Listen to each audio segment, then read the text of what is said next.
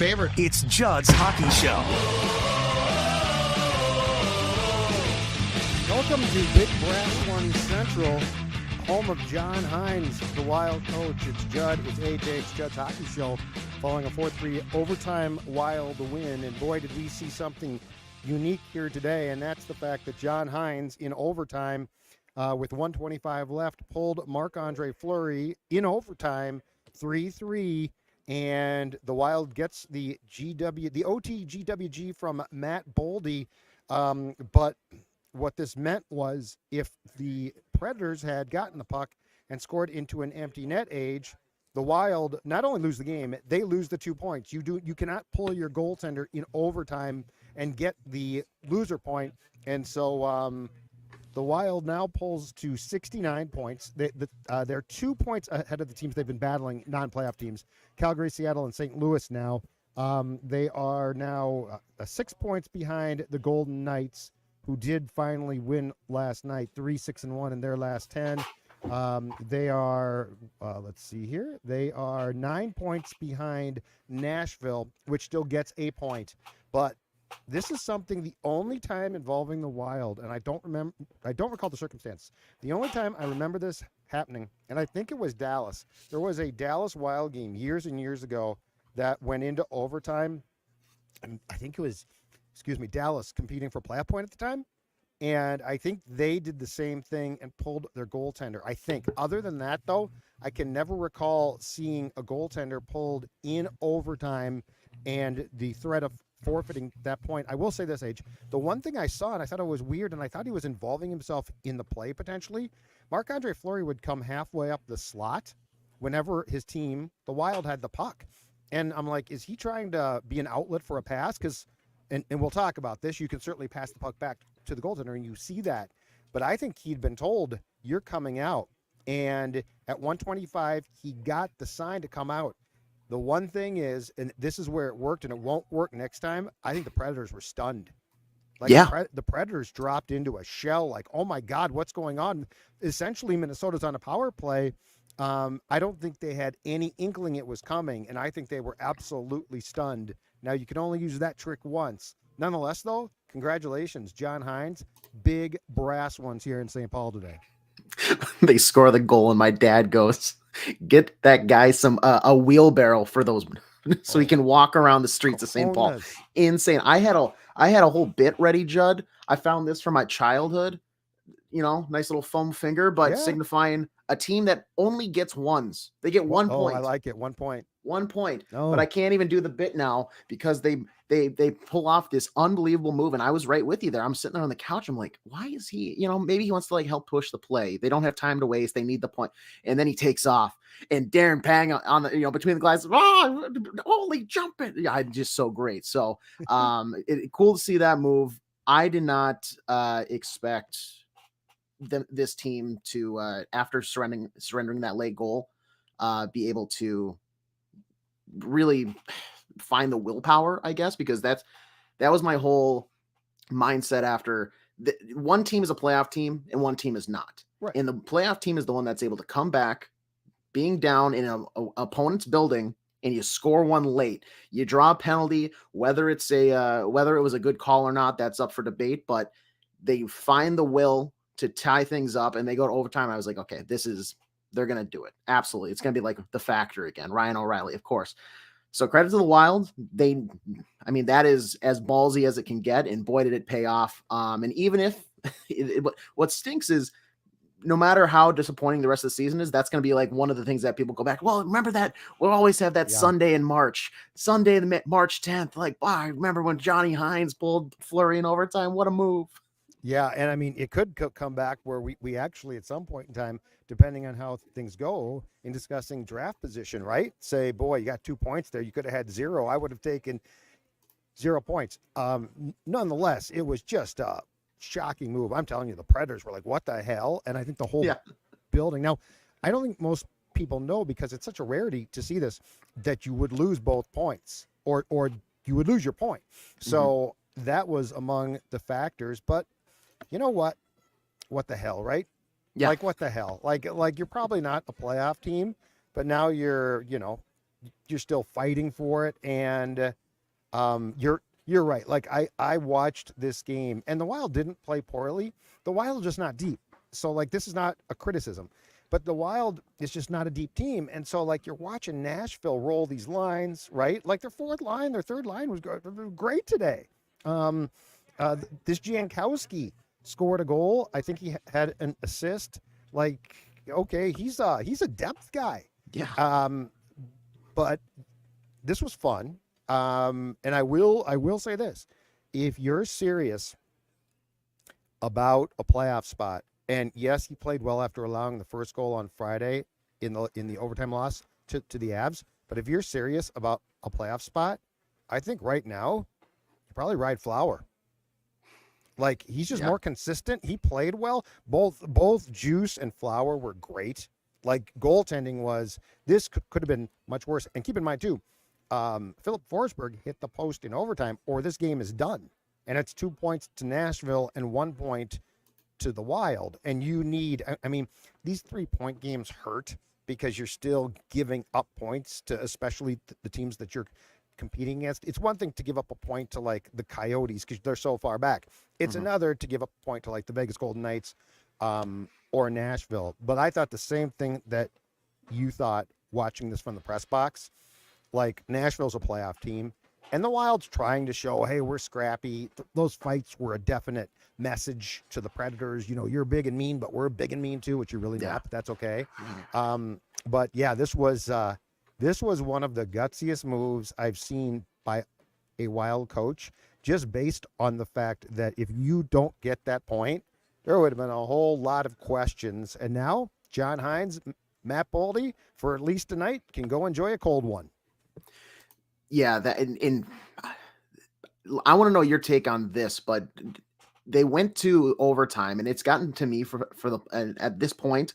Yep. I've seen enough of the 3-on-3 overtime as it is. Yep. But we need to implement some sort of rule because the shot to like circle back, regroup, reset, pull out of the zone ratio is far too wide. Yep. There was a gap of I want to say 3 minutes, and you might say, oh, but Forsberg put one. No, that's not a shot on goal because he hit the post. You know, so right. It's just circle. It's so boring. Like the whole point of this 3-on-3 shift was to create excitement, have games end in like actual play and not have a shootout, which I know some people are very divided on. I think back to like the World Cup of Hockey or the World of Hockey tournament or whatever a couple years ago. I want to say it was like Canada and Sweden, but it was like Henrik Lundqvist was still in net, and you had Austin Matthews, and it was just this like chaotic. It was the first real like display of this 3-on-3 format, so people really didn't have a chance to game plan it. So it was just like pond hockey. They're throwing them out there and they're having fun, but that was so chaotic, high pace. Guys are gassed, going coast to coast. Goalies are making acrobatic saves. Guys are standing on their head. Just pure electricity. And now it's gotten to the point where it's just, I'd rather almost see a shootout. Like it's just genuinely boring to watch a team hold possession for 4 minutes and then have like 2 shots as the result of that. And then because the other team capitalizes on a missed shot or a shot that drifts wide out of the zone, they counter and they score on like a 2-on-1. I agree completely. In fact, I put in my notes as I watched that OT fix needed, because when it started to, I used to describe it as a race to score. Like you would get the puck and it would be a race. Like if you got possession, you would try and generate an offensive chance immediately.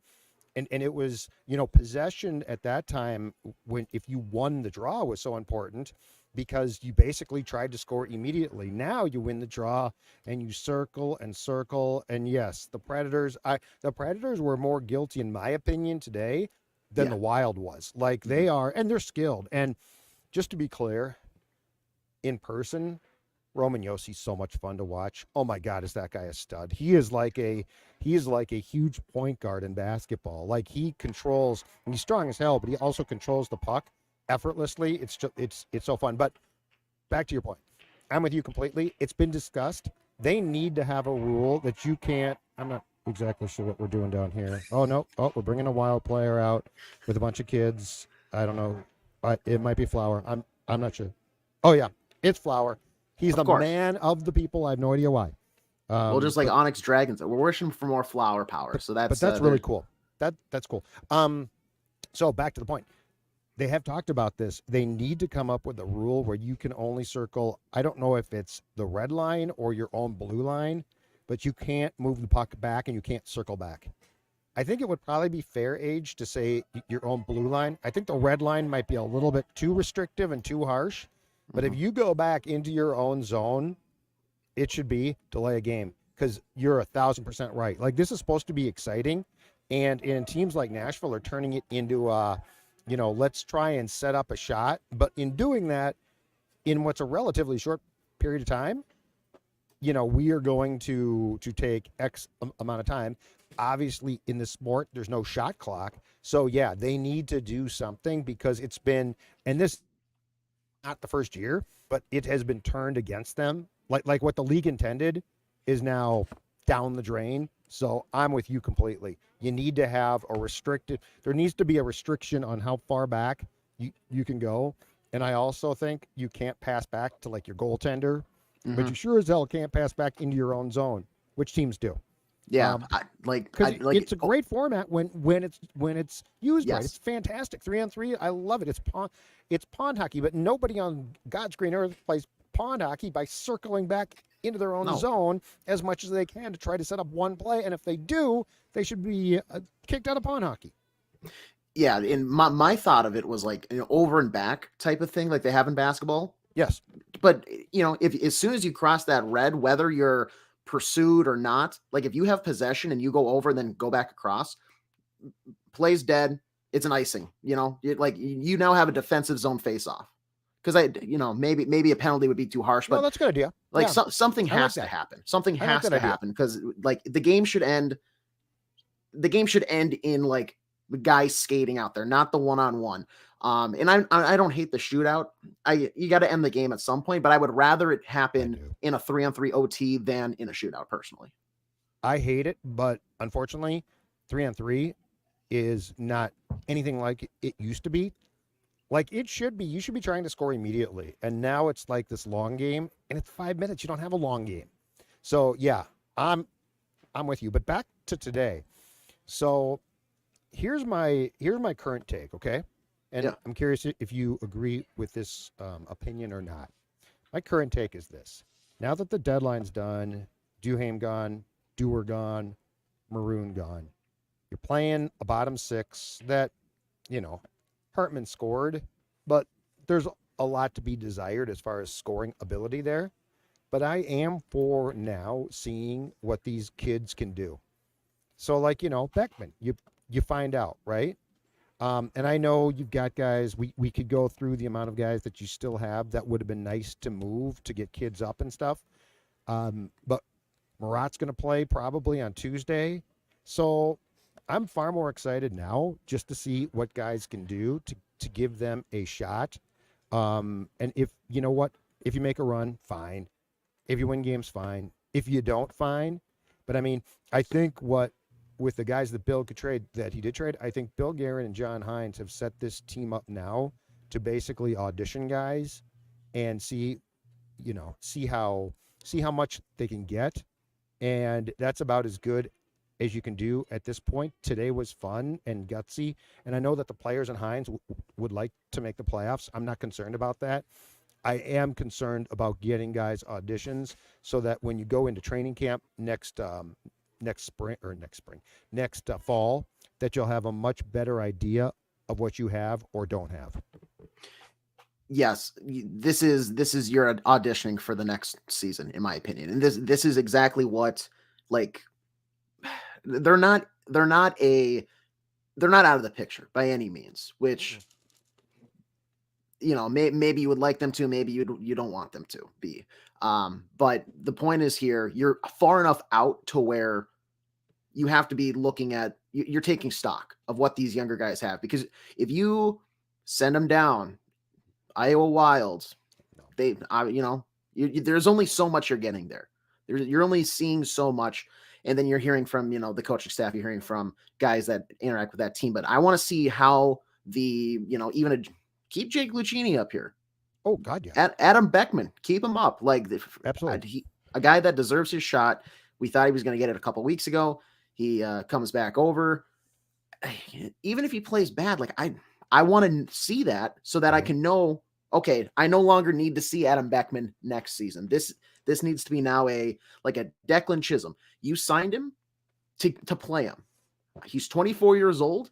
This is a guy that you picked up. You might be able to have him for a while if you really want to. And so far, besides maybe the last couple of games, like I thought he's been relatively impressive. Like he's not a world beater by any means, but he seems like a pretty decent addition to the hockey club. So these younger guys that you maybe haven't seen a whole lot, get them ice time. I don't want to see Marco Rossi outside of the top 6 anymore. You know, it's on paper maybe, but it's like at the end of the night, he should not be playing 3rd or 4th line minutes. I need to see him up because he's been doing it all season. He has been working his tail off all season, and you need to have these guys be able to. And once you add Merit Husnudinov in the mix, who I believe it was Jesse Pierce reporting that John Hynes mentioned that he's going to have him practice tomorrow with the team, Tuesday. and then he's going to look to get him in the lineup on Tuesday. There should be no hesitation there. Get him in the lineup, let him play, let these guys play, and if they make a run, you know what? You don't change a thing, because then that goes back to that's the experience in the playoffs. And this team has more than enough playoff experience. So to a certain extent, I really don't care about it. But if you're going to play the younger guys, then you know what? A 1st round loss, a 2nd round loss, whatever, that might just be what they need before they start this new era of Minnesota Wild hockey after next year's cap relief. I don't know why John Merrill is still playing. I don't get that one. And I think Declan Chisholm at times is trying to cover for John, which I don't think is really fair. I would prefer to see a different pairing out there. Like I'm with you. Chisholm 100% should play. Lucchini should play. Beckman, Shaw, Letary. I'm fine with that. Find out again. Merrill's the one guy I don't get. Aaron says, can we just pull the goalie the whole game? You know, Aaron, I think that would look, the goaltenders the last 2 games have been really good, and Fleury played marvelous today. You don't win. That game could have easily been 5-4, 6-4. Saros played great too. Saros is fantastic. Juice is really, really good. But I mean, I would ride Flower as much as possible in anticipation of trying to trade Gus in the summer. Volstead comes up, Fleury comes back. Fleury's your 1B or sort of your 2.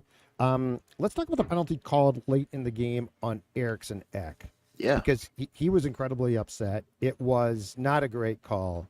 But understand this, and let's see here. Who were I'm looking for the officials in today's game on the score sheet because I know I've got them right here. Yes, Mitch Dunning and Chris Lee. Chris Lee I don't think is great. But let's talk about that call, because that call put the marbles even, okay? Both teams had 2 power plays, and they went 1 for 2. We're getting to that time of year where the marbles are going to be even as possible. These guys do not want to call a ton. There was actually, what's funny is, in the 3rd period, earlier before the Ek call, there was a more egregious hook, like just a hook that they ordinarily, first period, you probably call it. They didn't call that on Nashville. They called this one, and I agree, like if you're pissed off about that call, I don't disagree with you, but we need to keep in mind, this is how this league works. And you can say it's stupid, and you can say it's dumb, and you're probably not wrong, but and the Wild gets away with stuff too. So this is not a officials against the Wild world. This is a world where they want to keep things, especially as we get to playoffs, as even as possible.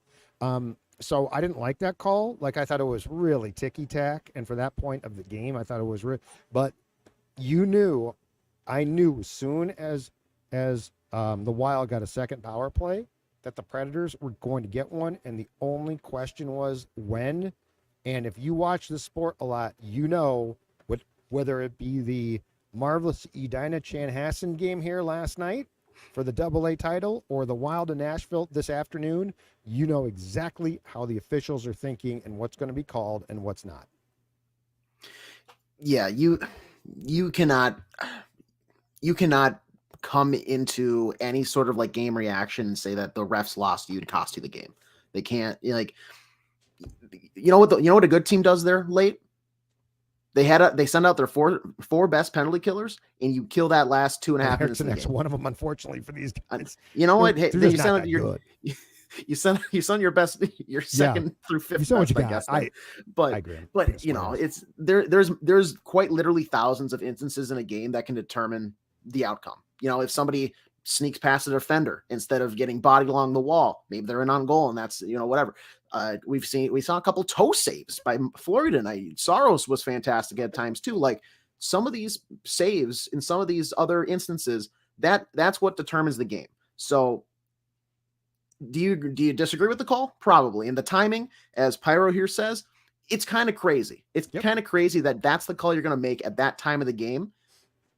But you got to just deep breath, move on. You know, you cannot linger on that. You can't. Or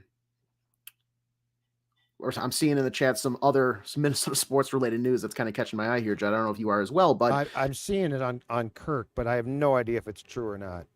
Yeah, I've been following this from the rink all day, and I have no idea what's true or not at this point. So I'm just going to hold off until we actually know something.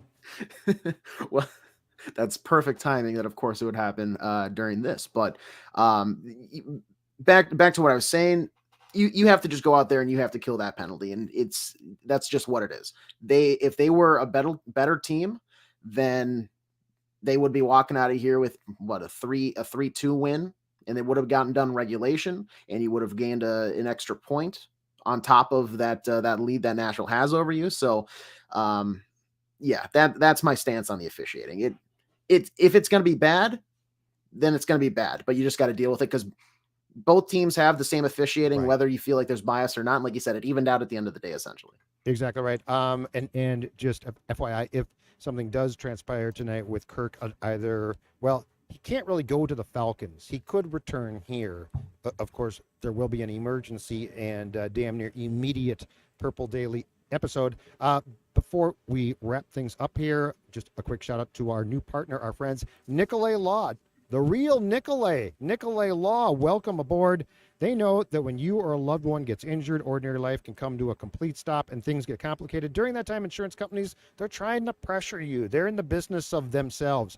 They don't care if you get better. They don't care if your medical bills are piling up, and they don't care that you may not be able to work. But you know who does? Nicolay Law does. They have seen every play the insurance companies have. That's right. They got their playbook, and Nicolay will drop their gloves to make sure you get the compensation you deserve after an accident. So if you've been injured, get Minnesota's local award-winning injury lawyers. Get Nicolay. Start your path to winning at nicolaylaw.com. That's NICOLET.com, or give them a call at 1-855-NICOLAY. That's 1-855-NICOLET. Nicolay Law, welcome aboard to Score North, to JHS, and all of our other shows. All right, what else you got, sir? Let's realistically go through this if you're all right with it. Let's look at these standings here, and let's maybe look to the next week or two for the Minnesota Wild to see kind of where things are standing. So right now, when you look at those wild card standings, the two spots being held by the Nashville Predators, Vegas Golden Knights, 66 and 64 games played respectively. So the Knights have 2 less games there. And funny enough, with that win today, the Wild jump. This cannot be right by the NHL app that I'm looking at. It says that they are now in the 3rd spot. Like, they are the next in line for... They are. That's right. They've jumped. The Blues lost last night. I think Calgary, they got drilled yesterday by Florida, and I think they lost again today. The Blues, Calgary, and Seattle. So they've jumped them all by 2 points, but they're still behind the Golden Knights, who, by the way, I'm hard-pressed to think are going to miss the playoffs. So with that, they are now essentially the first team out. And when you look at their upcoming schedule here, so off tomorrow, practicing. Back on Tuesday, they are at home hosting the Arizona Coyotes. We are expected to see that night the debut in the Minnesota Wild colors for Merit Husnudinov. On Thursday, they will host the Anaheim Ducks. St. Louis is where they travel on Saturday. And then next week, you have back-to-back road games, late night, 9 o'clock start down in Anaheim. And then you face LA the next night on the road as well, 9 o'clock puck drop before you actually come back home against the Blues next Saturday, the 23rd. Do you think that over that time, Judd, where they sit now at 69 points, out of those next, 6 games? How many points do you think are possible for that for this club? So 12 possible points between now and next Saturday. This team is so up and down. It's so hard to say. Like, it should be a ton of points. But, I mean, we've seen this team play like they did today or against the Avs. But then they'll come back against a bad team. I mean, they've lost to the Coyotes here, 6-0. They've lost to the Ducks here. So, I mean, you're thinking, you should beat, like, do I think that they should get the next 4 points from the next 2 games here? Absolutely. I got to be honest, though, I just don't trust this team. And I really don't know now. In fairness, not to rip them, that top line is really good. Like, you got the talent right there, right, Age? And the second line can do some things, but after that, like, your bottom 6 doesn't score. And so are they going to bust out? And I guess my question is, how long can some of these guys will this team to wins? Will this team? And my other question is this: is this the goaltending now? The last 2 games have been really good, and Fleury's playing great. Like, is this really your goaltending? Because that can win you games. Or are they going to put Gus back in on Tuesday, and he's going to be Gus here where he sieves out at times? So, like, there's just so many questions. One thing I was trying to look up on my phone here, and I got it called up right now, is the Golden Knights schedule as well. Because, again, they're the team, like, you can be the first team out, but it ain't like you're that close to the last team in. Golden Knights on Tuesday at Seattle, on Thursday at Calgary. So those teams are scuffling now. Sunday, the 17th, the Golden Knights play host to the Devils, who aren't playing well. The 19th, they play host to Tampa Bay. Then the Thursday, they play host to the Kraken. And then on the following Saturday, so 2 Saturdays from now, they've got Columbus to end a 3-game homestand. So, like, there's points there for them too. It's hard. It's hard to say. I don't believe the Golden Knights can continue to play as poorly as they were. And so I don't like the Wild's chances. I think they can get some points. I don't know if it's going to do them a lot of good, but I think the most important thing is to see exactly what they have. And yes, Bob is correct. March Madness on steroids. That AA game last night was fantastic. The A tournament, I actually think overall beat the AA tournament because the 2 AA games on Friday were dogs. But Chanhassen Edina was great. Congratulations, Kurt Giles, the former North Star defenseman. Our guy, Louis Nanny, 60 years, unbelievable run. I saw him here today. They put him on the scoreboard during the course of the game. Great run. But yes, March Madness is a really, really fun time. And you come to the rink sometimes, AJ, you don't know what you're going to see, and we saw a weird one today. Yeah, absolutely weird. I'm just going to wait to see this next couple of weeks. To your point, we saw it, I want to say, against the Sharks a week ago. How often are we going to have to see a guy like Kirill Kaprizov pretty much just will the team into a position to win a game? You can't rely on him to put up 2-3 goals a game. You can't rely on Matt Boldy to do it. You can't rely on a guy like Marco Rossi to do something like that, or Matt Zuccarello to have 4 assists in a game, and that's how they win. You gotta have Mason Shaw. You gotta have and also 6 has to score. You're right. And I really quick, and this is something I know we have been talking about. Ryan Hartman. I know we both are fairly in the same mindset that he is a very good, like, third line center. I'll give him credit because he jumped the passing lane today, kind of looked like an elite NFL cornerback. And that might be the easiest, like, breakaway you're ever going to see for an NHLer, but I'll give him credit because that patience to go to the backhand and then hold, and then hold, and then he held a little bit longer, and then he finally roofed it. That was very impressive. Good goal by him. Yeah. And, Anthony Pavilier, you've been traded twice during the course of the season. That pass is wide, dude. He went from the Islanders to the Canucks, I think, last year. Then he went from the Canucks to the Blackhawks, and then at the deadline, clearly Chicago's toast, so they traded him to the Predators. But yeah, you're right. I mean, heck of a play. All due credit to Hartman. Nashville and the Wild especially in the first period, were downright sloppy today. And Nashville was too. Like, both those goaltenders saved this team's bacon. I mean, Saros made some nice saves. And if you go back to the first 2 goals by the Wild in this game were not on Saros. They were both, the Kaprizov goal, he made like 3 or 4 saves. He made an unbelievable stop on Boldy. And Kaprizov finally basically just tucked the puck in, I think, on his backhand. But, yeah, both teams were a little bit sloppy, and that's not going to do you much good in the playoffs from either side. I was going to maybe ask you about that.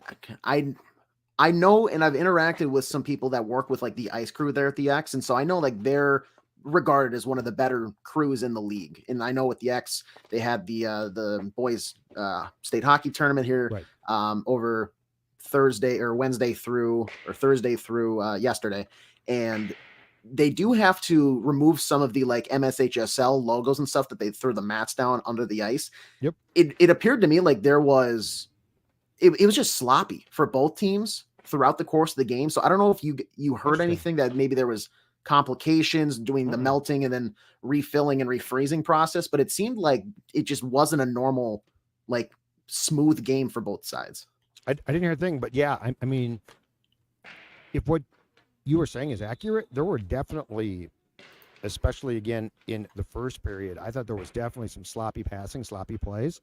So, I mean, I just blamed ineptitude of both teams, and Nashville they played an afternoon game. I think it was in Columbus yesterday and then flew here. So back-to-backs for them.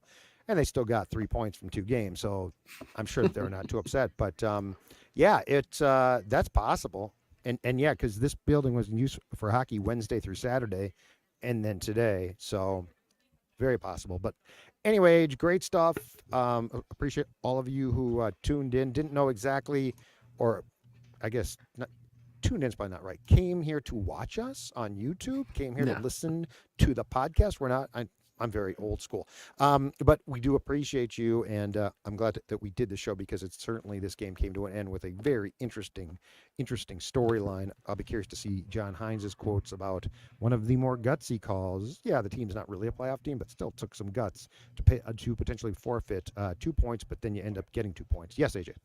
And Judd, for I know now after that win, my mind's buzzing. My Minnesota sports heart is running just all over the house here. If I now am going to hear rumors about Kirk Cousins and what his future may hold, where can I tune in, as you just said, to find any coverage of that? Purple Daily. I told you, if something happens tonight, and if something happens tonight, almost certainly will be Cousins and the Vikings, because the Falcons can't do a damn thing until, they officially can't do a damn thing until the negotiating period opens at 11 a.m. tomorrow. So if something does transpire tonight, if Kirk returns, there will be an emergency episode of Purple Daily. If not, we are going to go live tomorrow on the Score North Purple Daily channel as soon as something transpires there. So Vikings, if Daniil signs, if Kirk signs, or I shouldn't say signs, if they leave, they can come to an agreement. Those will be reported. You technically can't sign until 3 o'clock Central on Wednesday. So yes, Age, great point. And I believe we're also going to be doing a Score North Twin show at our new Twins YouTube channel as well. So plenty of content. Byron Buxton feels good. Life is great. The Wild's pulling the goaltender in overtime, and it's actually working. What more could you possibly want from March Madness? He's AJ. I'm Judd. We will talk to you all soon.